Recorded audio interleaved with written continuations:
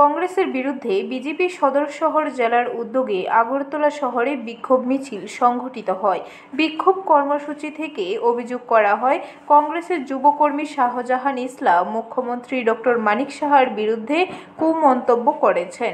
তাই শাহজাহান ইসলামের কঠোর শাস্তির দাবিতে আগরতলা শহরে বিক্ষোভ মিছিল সংঘটিত করা হয় এবং কংগ্রেস কর্মীর এই ভূমিকা তীব্র প্রতিবাদ করা হয়। সোমবার মিছিলে উপস্থিত ছিলেন বিভিন্ন নেতৃত্ব।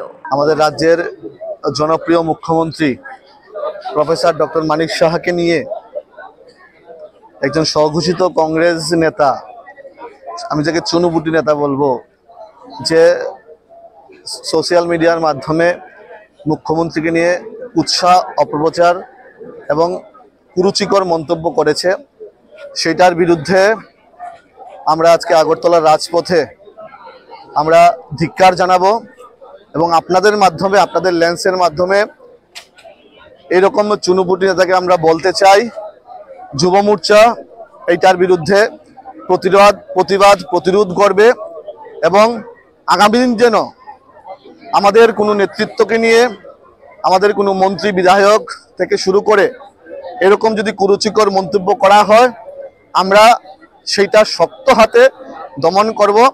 রাজ্যের মুখ্যমন্ত্রী আমাদের প্রত্যেকের আবেগ। ব্যুরো রিপোর্ট, খবর ত্রিপুরা।